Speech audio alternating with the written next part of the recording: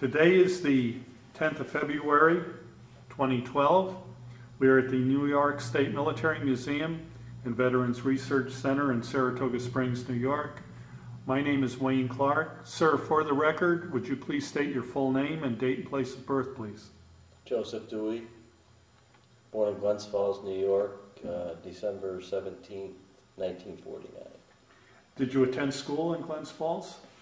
I started elementary school in Glens Falls and then moved to South Glens Falls and finished there, elementary and senior high. What year did you graduate from high school? 1968. After graduation, did you go on to college or go to work? Yes, I did. I went to college. I had around a community college in Queensbury, New York, and decided that I really didn't care for it, so I dropped out and went to work for because I was going to major in drafting technology at ACC, and dropped out of college and got into like an apprenticeship program with a consulting engineer company in Glens Falls, and they were going to train me to be a draftsman designer. But at that time the draft was happening, and as soon as I dropped out of college I became 1A eligible for the draft, so my employer knew that, and they basically said, you got to make a decision here. Do you want to volunteer for the draft? Do you want to do something to fulfill your military commitment, and then when you come back we'll resume your training and you can go on from there. So did you end up enlisting? Yes, I enlisted in the United States Army, and I think it was May of 1969. And where did you go for your basic training? I went on delayed enlistment, and I went in basic training September 1969 at Fort Dix, New Jersey. Was that your first time away from home? Yes. And what was basic training like for you? Basic training wasn't too bad. It was, they kind of rushed us through it, so we only ended up doing 7 weeks out of 8 weeks. And I really didn't have any problem with it. I was pretty physical fit, so I had no problem with that at all. And as far as taking orders, that really didn't bother me because that's the way I was brought up, to take orders and do what you're told to do. So I really didn't have any problems with it at all. And, all right. Once you graduated from basic training, did you go on to AIT? Yes. I went from basic training to Fort Rucker, Alabama for helicopter repairman, 67 November MOS.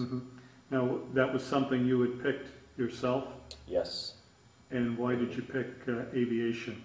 Well, I wanted to go in and fly, but I don't think my scores were high enough on the aptitude test or whatever those tests were that you took. So they told me that I could do anything but that. So I decided, well, if I can't fly them, I'd like to fix them. So they said, yeah, you can go aircraft maintenance. So I got that school. And how long was that school for? I think it was 12 weeks, if I'm not mistaken, something like that. And what kind of aircraft did you train on? We actually didn't have a lot of aircraft to train on down there because obviously they were being used in Vietnam, the Hueys and stuff like that. So we trained on the OH-13 and a little bit of that for airframe, and of course the engines were piston engine, whereas the Hueys were turbine engine. But it was just for basic, basic knowledge of aircraft repair. So. And then they said we'd get further training when we got to Vietnam, or next duty station. They didn't say Vietnam then. But. Did you get any leave before you went to Vietnam, or did you go to Vietnam right after school? Went to Vietnam, yep, right after Fort Rucker, AIT. We went to. I don't remember if we had. I think I did have maybe a week or two leave, and then we had to report to Fort Lewis, Washington. I think out of our whole class, if I remember right, there was only like 3 guys that didn't go, and the rest of the class, all of us went. And the reason they didn't go because they had brothers or fathers or something like that in Vietnam, so they didn't have to go. Okay, so you went to Fort Lewis, Washington, and when did you actually land in Vietnam? I believe it was sometime in February, the beginning of February, I think. If I remember right. And whereabouts did you land? We landed in Cam Bay and processed in there. What was your first impression of Vietnam when you landed? Well, when we landed, I thought it was at night.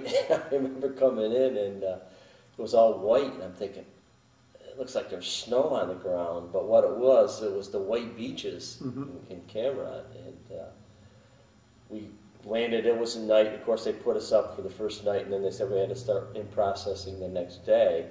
And I think maybe about after 24 hours we were there, we got a rocket attack right off the bat. So it was like the welcome to Vietnam thing, you know, you're only in country 24 hours or whatever, and got hit with rockets already. And I remember the beaches were beautiful beaches, but they all had concertina wire all up and down, and claymore, you know, mines and stuff like that. It was booby trapped and all that.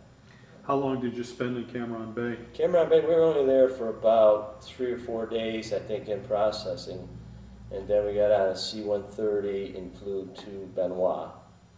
And then went from Benoit by bus over to Long Binh, processed in there, and that's when we got our duty stations. And so my first orders were for the first cab, and then they changed my orders, and I went to the 1st Aviation Brigade, 190th Assault Helicopter, which was back to Benoit. They were located in Benoit? They were located in Benoit, yeah. And what type of aircraft did the unit have? Did they have Hueys, Loaches? They had both. It was an assault helicopter company, and they had Hueys, which they called the Slicks, and OH-6s, which they called the Scouts, or the Loaches. And then we also had a gun platoon with, I think they were the old Charlie Mike models with the hog pods and rocket, 7-shot rockets. And any Cobras at all? We didn't have any Cobras, no. We had a sister company, 334th Playboys, that they were all Cobras. And what was your unit's call sign? We were Spartans. And what was life like for you at the unit? What type of living quarters did you have? Well, when I got there, they said that there was no slots available in maintenance, so they said they were going to put me in aircraft refueling until there were slots available. So that's where I did for the rest of the time. I got put in there, and because there was no slots, and then I got promoted in that MOS, and they had changed MOSs, and then when I requested to go back to aircraft maintenance, they said that I couldn't. If I did, I would have to refuse the promotion. And what rank were you? I went over as an E3, and then I got promoted to E4 in POL, or Aircraft Fuel Specialist. And by the time I left, I was an E5 because they needed an NCO IC of the POL section. So, now, did you live in tents or hooches? No, we lived in barracks, 2 floors, you know, individual. Well, they're open bays, but what the guys did, they sectioned them off if they got some wood and stuff like that, and made, you know, maybe 2-man, 3-man, 4-man rooms. I mean, whatever space was available. So I was lucky. I was put in, the first room that I got was this guy that was on his way out, so he really didn't care. And it was really, really crappy and dirty and stuff like that. But then I kind of chummed up with the supply sergeant, and the guy that was in with him was moving out, so I moved in with him, and you know, we kind of kept it really nice, painted, and fixed up, and decorated the best we could. Now, you mentioned supply sergeant. Was he an E5 or E6? Or? He was actually he was not the supply sergeant. He was assistant to the supply sergeant because he had just gotten country himself. So the highest rank in your barracks was E5? Yeah, I'd say so, yeah. Okay. from what I remember. And did you have a company mess hall or? Yes, Battalion? we had a company mess hall. Mm-hmm. It was actually, I'm trying to think, it was, we shared, no, we didn't. We had our own company mess hall because there was another company within our battalion that was a couple doors down from us, and they had their own mess hall. So there was like, and they had to share it with another company that was there. So basically, yeah, we had our own to ourselves for company size, Mm-hmm. small. What was your daily routine like? Your work schedule? I had day shifts, so it was like 7 in the morning until 7 at night, and then the night shift would come on, and it would stay 7 to 7, basically. So you were working 12-hour days, but you usually got off earlier to go eat and stuff like that, and then once the night shift, they ate before they came on, so there was like a change in shift. So around 6 o'clock, you were going to chow where the other guys were coming back. So. Mm-hmm. How often did you get hit with rockets or mortars? We got hit quite a bit, I thought, because I'm going to say on an average, of course, it varied for when the Viet Cong were, building up and stuff like that. So if we didn't get hit, we knew there was kind of some sort of an offensive coming. Mm-hmm. Because they were building up. But on the regular, I would say probably got hit 4 times a month. Okay, what about aircraft damage and loss? Most of our damage, we didn't take any direct hits, from what I remember. We had probably at least 5 that I remember crashed from engine failure or got shot down, one or the other. And I can remember going out there and retrieving them with the Chinooks and bringing them back, lifting them back into the... What about crew losses? Crew losses, from what I remember, there was not that many, maybe about 2 or 3 crews that had, been shot up and stuff like that. Fatalities, not that many again that I remember. I think I remember going to like 4 funerals or ceremonies or whatever you want to call them. Did you get an R&R at all? Yeah, we went to Thailand, Bangkok, Thailand. And, the guy that I was going to go with, he wanted Bangkok, Thailand, and I wanted to go to Australia, so we threw it in a hat, pulled it out, and it was Bangkok. So we went. That was really enjoyable. We had a good time there. I really enjoyed that. Did you see any USO shows? Yeah, entertainment? We were close to the Air Force Base at Benoit, and they used to have some USO shows there. So I can remember 2 of them, and then plus Bob Hope, when he had his shows there, he would come into Benoit, and I saw him get off the plane, and then they had their show was down in Long Bin. So we went over to the airport and saw him get off the airplane and get into his convoy and head for Long Bin. But as far as going to the show, they said that there was just so many people there that you wouldn't even get in anyway. You wouldn't get anywhere near it, so we didn't even bother. Now, what about spending time outside the wire, outside of your compound? It was off limits. The village itself of Benoit was totally off limits, and I think the gates were closed at 6 o'clock at night, and the only time you could go off base is if you were on your way to Long Bin to pick up supplies, or we had to go just about every day to get fuel anyway with the fuel trucks. So it was like you left the base, you drove straight to Long Bin, got your fuel and got back, and had to do it before 6 o'clock, because once 6 o'clock came, you weren't getting back on the base. That was it. Any incidents at all while you were outside? Just the Vietnamese trying to, stop your convoy or whatever to slow you down, to shoot you or blow you up or whatever they were going to do. And that always was a challenge, trying to get through the village, not kill somebody, and but after a while it was like survival for yourself. Okay, you get out of the way or I'll run you over, Mhm. that sort of mentality. And that's what, I can remember they'd come up alongside of us with scooters and we'd just open the door on a deuce and a half or whatever and try to knock them out of the way, get them out of the way so we wouldn't have to stop and run over them or whatever. Mhm. Yeah. But that was always a challenge. So you went over in September of '69. No, I didn't. Or, I'm sorry, you went in September of '69. Yeah. So you were in Vietnam in 1970. 70, yeah. Now, were you there for 10 of 70? Yes, we didn't get hit that bad from what I remember, but I think Long Binh got hit pretty bad. I can remember, cause they were quite a ways from where we were, but I can remember the whole sky lighting up Mhm. whatever was outside of our base there.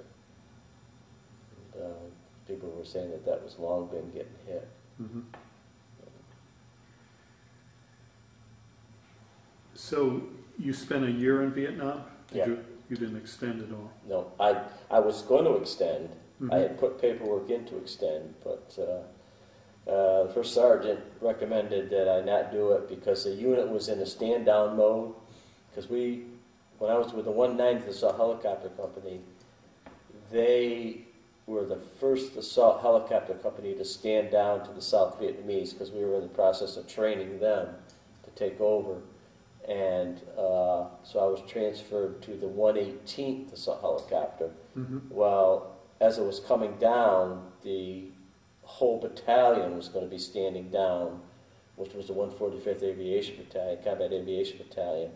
So I put in to extend, and the first sergeant recommended that I not do that because he said, you don't know where you're going to end up being, Mm-hmm. after the battalion stands down. So How long were you with the 118th? I was with the 118th about 6 months. And was that much different than the 190th? No, it was the same thing. It was just a sister company within our battalion. Mm-hmm. They were the Thunderbirds. Okay. And when did you leave Vietnam? Matter of fact, it was New Year's Day, 1970, 1971. So actually I left in 1970, got back Mhm. here in 1971. Did you ever suffer from anything like malaria or any kind of tropical ailments or diseases? I had a perforated eardrum, but that was from a volleyball that hit me in the ear. But other than that, no. Was that in Vietnam that happened? That was in Vietnam, yeah. Okay. You came back, 1971. I assume you had to leave, Yes, and then you ended up going to Germany. yes. And whereabouts in Germany did you go? And, the company was in Stuttgart. It was the 421st Med Company Air Ambulance, and we were part of the 7th Medical Brigade. Mm-hmm. And there was 4 platoons that took care of the country for medevac, and I was with the 4th platoon in Darmstadt. So we were 4th of the 421st Medevac Air Ambulance. Mm-hmm. And those were Hueys they were using? Yep. And what was your job with the unit? I got over there, and I was POL, or Aircraft Fuel Specialist, and they needed somebody to operate a brand new fuel dump that they just had installed, and it wasn't working. So when I got there, they were like, okay, go fix our fuel dump for us. And I had never operated a fuel dump in my life. Thing in Vietnam, it just had trucks that were refueled with. And we used to drive to Long Binh to get our fuel back and forth, so I never operated one. So it was like, okay, we got this gigantic fuel dump with probably 5,000 gallons of fuel in the ground, and we don't know how to get it out. So me and another guy went over there and we started looking at it, trying to figure it out. They brought in the engineers that designed it and built it and everything, but the problem was they all spoke German, and nobody could speak German and English. So they finally got a translator, and between the 3 of us, I think it was, we went over this thing, and we came up on this what they call the slosh tank, which was a separate tank that pumped any unusable fuel that had been contaminated into this tank. And once that got full, it shut everything down. Well, the problem was when they first started using this tank, there was sediment on the bottom, and it was pumping the stuff into the slosh tank. And once the slosh tank got full, it shut the whole farm down, the fuel farm. So we figured we had to dump that. So the only way to do it was by hand with a hand pump. And pumped. It was a 500-gallon tank, and we pumped it all out by hand into 55-gallon drums, and hauled it away. And ever since then, the farm worked fine. And how much time did you spend in Germany? I was a year and a half in Germany. And did you do the same job for the entire time? Yep. It was a small. There was only like I think we had 3 or 4 aircraft, and there was another company that was there. They were an artillery outfit, and they had 2 OH-58 spotter aircraft. So it was just there was only like 30 of us on the airfield, and it was a pretty good duty because we were the platoon, and our company was like 200 miles away. So, what were your living quarters like? We stayed with the 7th Medical Brigade in Darmstadt, and in rooms that were probably, maybe anywhere from 2 to 4 to 6 people in per room. And very nice rooms. Now you were in E-5. Yes. So you were making halfway decent money. Were you able to own a car over there? Yes, I did. I bought a 1964 Volkswagen off of somebody else that was in the platoon. And it was kind of like one of those vehicles that went from this guy, the next guy, the next guy, the next guy. Every time somebody rotated out, they'd sell it to the next guy. And I think I bought it for $200, $300, something like that, and used it while I was there. And then I sold it to somebody else when I left. So. What did you do during your time off over there? We did a lot of traveling. There's a few of us guys that like to travel around, so we went to just about every country that we could go to. And because we had pretty good duty, it was weekends off. It was like 8 to 5 job, and you had, the only duty you had to pull was CQ, and once you were on that, it was like 24 hours because you had to receive calls from medevacs, and then call the hospital and set up, and give an ETA when they were coming in. You had to call the crews to get them to come out there, and but that was the only duty you had. So if you weren't on duty, you could go just about anywhere you wanted to, just get a pass. And we had a really good platoon leader, and he authorized it, and we would just take off and go on the weekends to different countries. How were you treated by the German people?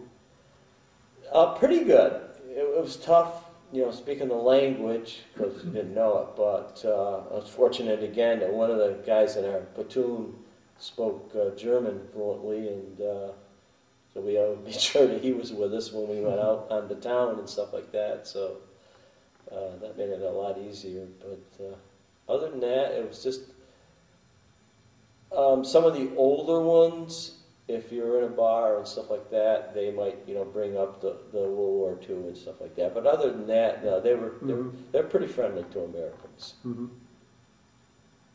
So you stayed in Germany for a year and a half. Did that end your enlistment? Yep. Yeah, I ETS'd out of Germany. And where did you end up in the States when you flew back?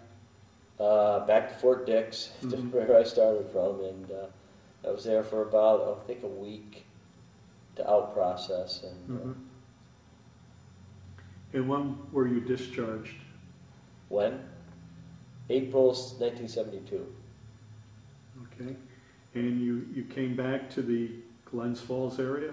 Yep, I came back, and while I was in, I was trying to figure out what the heck I was going to do when I got out. If I wanted to go back to the drafting technology designer trade, or if I wanted to do something else. And the more I thought about it, I wanted to be an aircraft mechanic. So while I was in the Army, I wrote to all these different schools, and found out that they offered a GI Bill, so I got out in April and I started school in May or June at Teterboro School of Aeronautics down in New Jersey.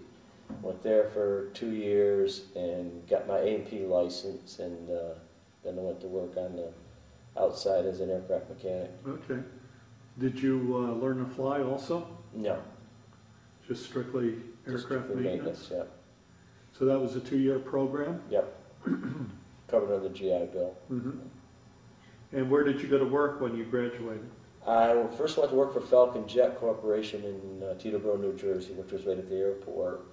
And I worked there, I think, for about 6 months to a year. Didn't like living down there, and when I actually met my wife up here. And so I left there and got a job up at Glens Falls, New York, at Warren County Airport for general aviation for courtesy air service as an A&P mechanic. Mm-hmm. What type of aircraft did you work on?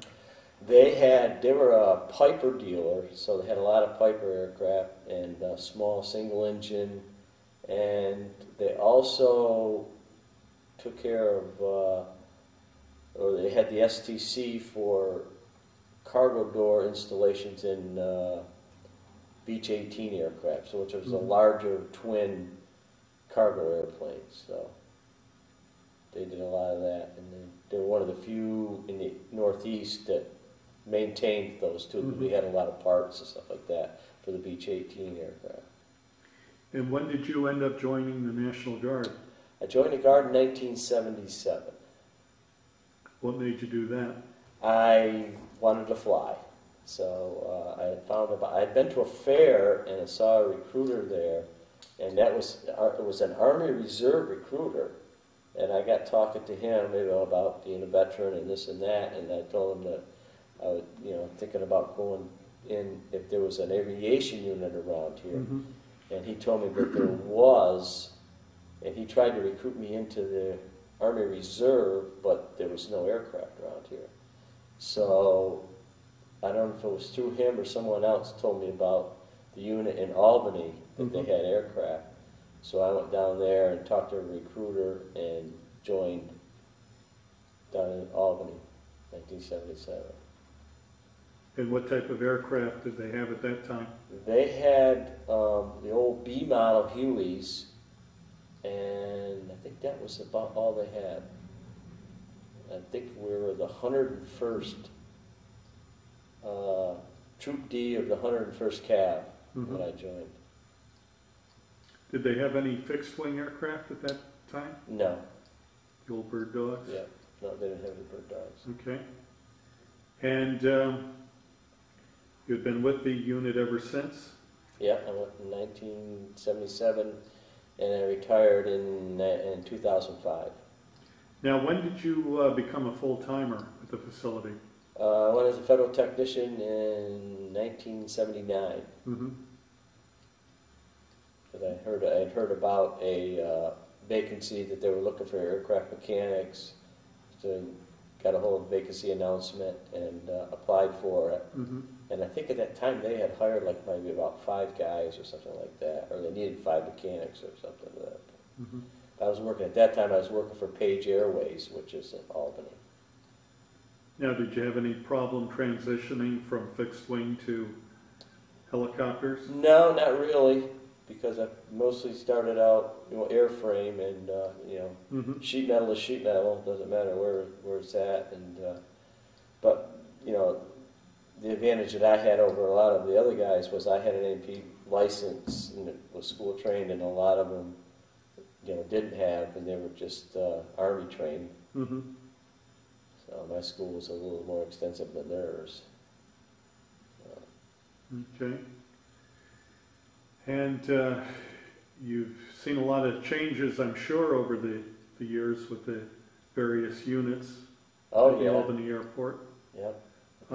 Anything that stands out in your mind in particular from your experiences?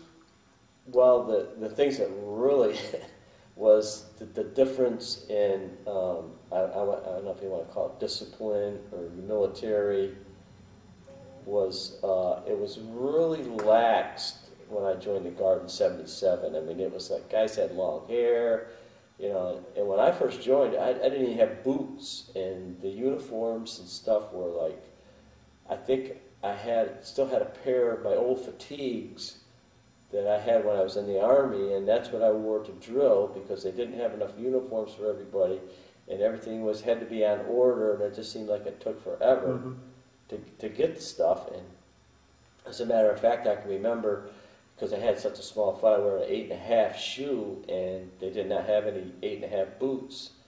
So I had joined in March, and they wanted me to go to my annual training, which I think was that year was May or June. It was really early. So I'd only been in the company, or the Guard, a couple months, and I was off to AT. Well, I didn't have any boots or enough uniforms to go to AT to spend 2 weeks up there. So at Fort Drum. So they told me to wear my sneakers, and when they got up there, they would go to clothing sales, and I would get issued, full complimentary sets of uniforms and everything. So I did, and here I am on a military base, walking around with red Converse sneakers on, and believe me, I got a lot of looks and chewed out and everything else. So once it got back to our commanding officer, the next day I had boots.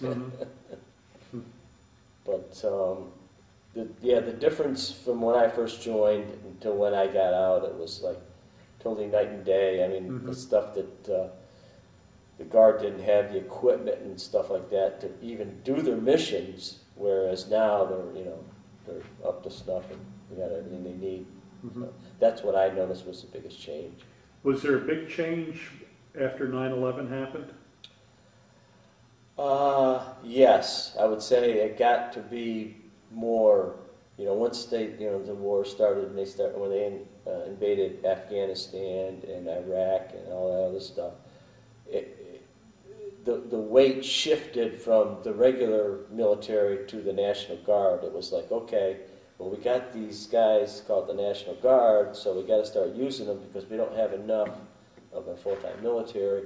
And then right there, you could see the change starting to come along. Then it was like, okay, the Guard really now you guys got a purpose, and we're really going to need you, and that's when things started really changing.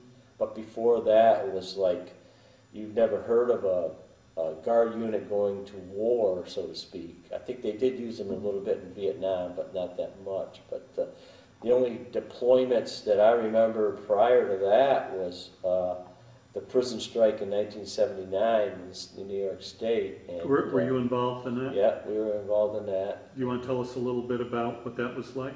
That was, actually it was kind of fun because it was like everybody was really psyched up about, oh my God, we're being activated, which hadn't happened in years prior to that, and the report, and it was like, it seemed like everything started coming towards you, like pay. I mean, every week you were in a pay line, and the food and stuff like that you got. And it was, our mission was to fly dignitaries and high-ranking officers of the Guard into these different prisons throughout the state, to conduct their, missions and stuff like that. So we were like going to every prison in the state. Now, you were a crew chief on flight status. I was a crew chief at that time, yeah. Okay.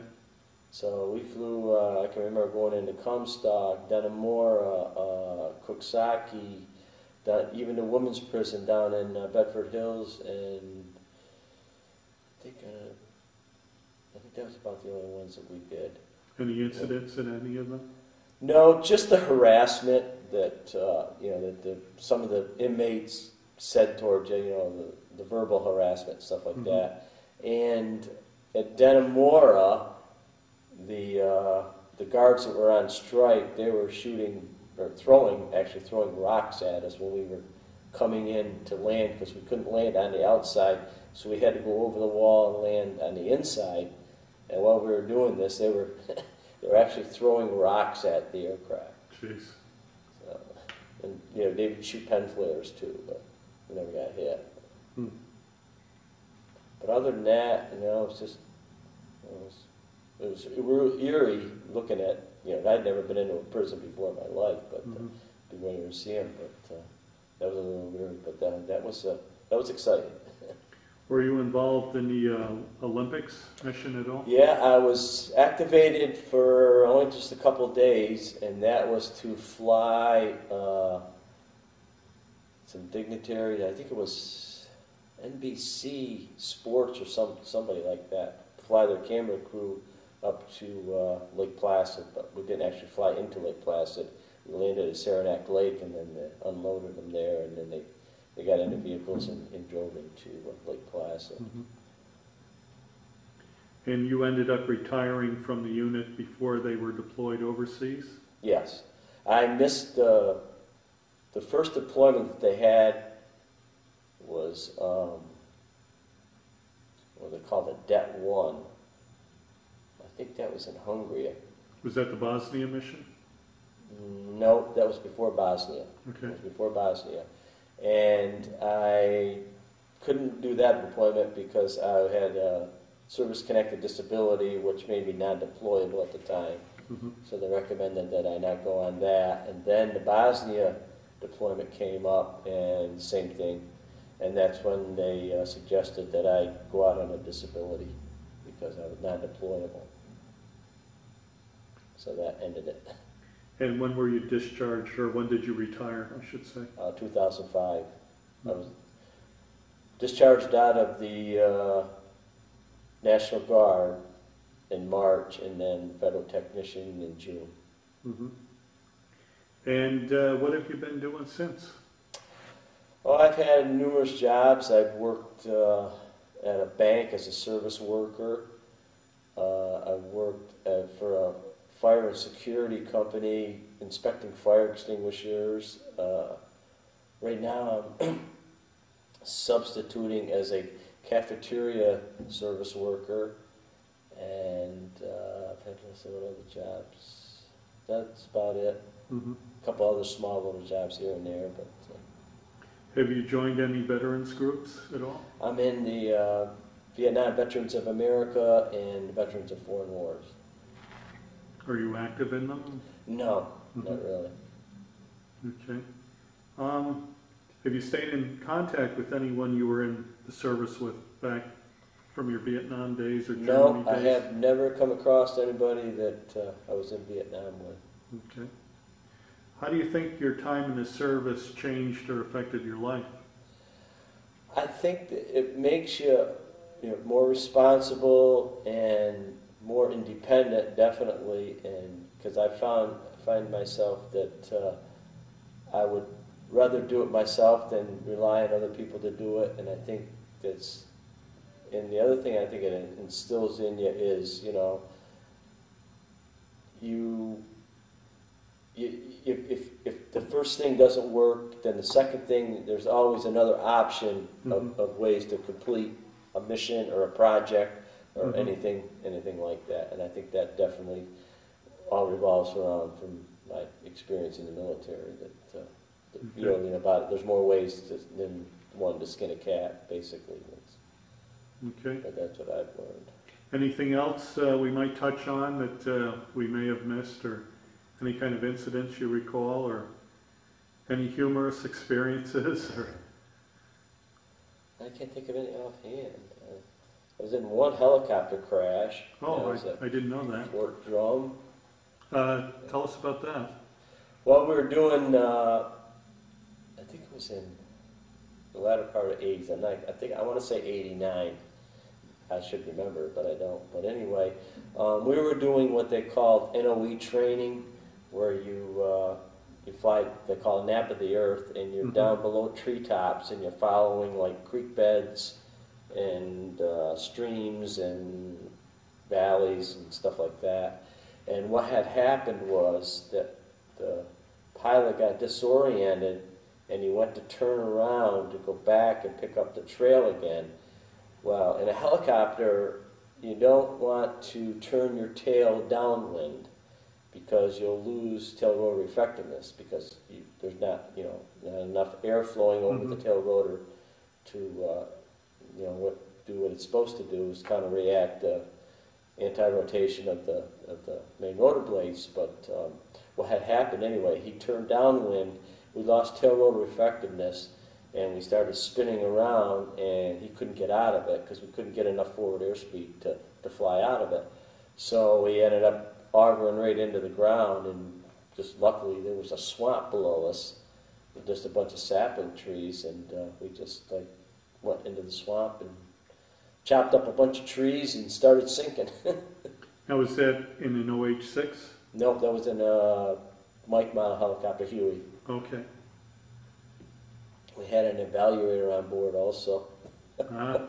Was an active Army captain, young captain, and it was his first time he's ever been in a Mike model, and so he didn't know that much about the aircraft. So first thing that he said was, first thing I did was to try to get out to make sure that there was no fuel leaking around the engine, because I knew the engine was hot. And he told me not to get out of the aircraft, but I said, I got to get out to find out. He said, well, don't wander away. And I said, well, I can't wander away because the trees and everything were so thick that you couldn't get through it anyway. Any damage to the rotor blades? Yeah, it ruined the rotor blades and punctured the bottom of the tail boom. And what I was concerned about was one of those small trees puncturing a fuel cell and leaking fuel all over. That was my concern. So that's why I got out to see if I could see or smell any fuel leaking out. And luckily it didn't, because, well, anyway, the aircraft had self-sealing tanks anyway, so even if it did puncture, it probably would have sealed it. But he told me to get up on top, and we got the strobe lights out from our survival vest and put the orange markers out. And the lucky thing was that we had a high bird, which you always flew with a high bird when you're doing NOE, because of that reason, in case you do go down, because otherwise they'd never find you. So it was the high bird that spotted us when we went in, so they knew exactly where we were. So. Was anyone injured? Nope, nobody was injured. Everybody, well, we couldn't walk away because we couldn't get out because it was so thick, so they had to come in with cutters and stuff like that, cut path through the thick brush and stuff like that to get us out. And then they flew us to the high bird landed in a meadow, and we got to the high bird, and then they flew us to the hospital for just observation. How did they get the aircraft out? They had to bring in a sky crane from Connecticut. They got to go hold of the Connecticut Guard, and they brought in a sky crane.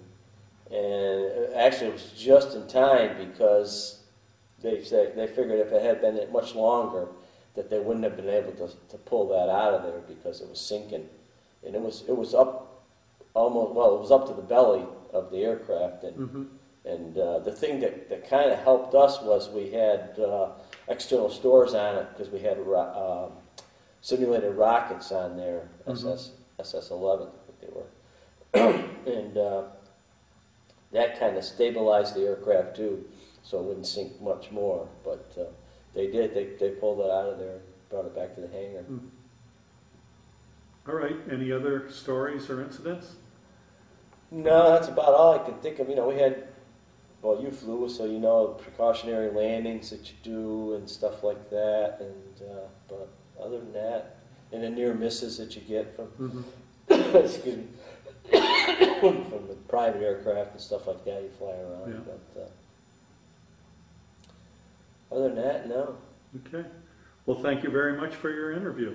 Well, you're welcome. Okay, we were just talking about getting hit in Vietnam by rockets and mortars. Tell us about that incident with the mess hall. Our mess hall took a direct hit, and it was a just lucky thing that it was later than the meal was just about over, and I was in there, and I had just gotten up. There was only a few people in there, just gotten up and walked outside, and we had a basketball court right next to the mess hall. We used to be able to shoot baskets and stuff, and I was looking for the ball to shoot some baskets, and all of a sudden, rockets started coming in and hit the mess hall, and had been out of there maybe a minute and a half, and I dove into a drainage ditch and shielded myself from the shrapnel and stuff like that. That was It was coming from the mess hall. But also on the other side of the mess hall was our generators. We had like 3 big generators that powered for our electricity, and 2 of those took a direct hit. So needless to say, we were without a mess hall, and we didn't have any power, you know, to use for lights or anything like that for quite a while after that. I think it was at least a week before we got a generator. Was anyone injured? Just the few people that were in there, you know, got hit with some of the debris from boards and stuff like that, but no, nobody was very seriously injured. It was just lucky. And it had been another maybe 15 or 20 minutes earlier, the mess hall probably would have been full, and there would definitely have been some casualties at that point. You also mentioned being out on guard, and you were up in a guard tower, and you were taking some small arms fire? Well, no, it wasn't in the tower. It was, we had to pull tower guard probably maybe twice while we were there in a year's time.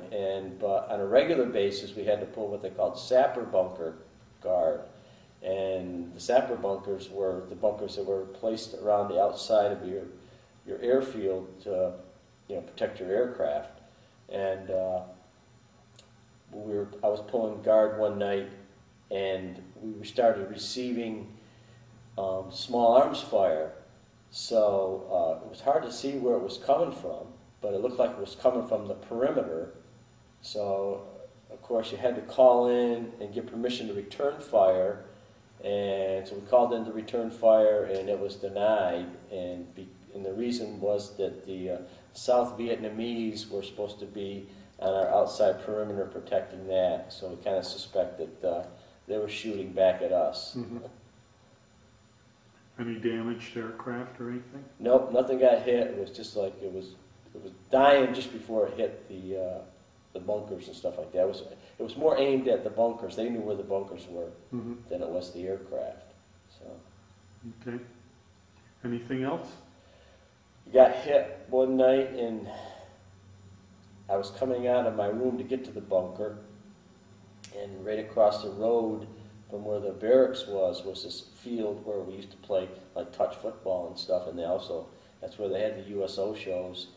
And one of the rockets hit there, which was pretty close, I would say 50 to 75 yards from our barracks, and I was coming down the steps, and the concussion of that rocket knocked me down the steps, and here I am in my underwear, you know, trying to get to the bunker and to get protection, and got all skinned up, and finally got to the bunker and felt my legs getting all wet, and looked down and couldn't see because it was dark because there was no lights in there, and it was blood, so I was bleeding pretty good from scrapes and stuff like that I had received falling down the stairs after the rocket hit. But I survived. Anything else?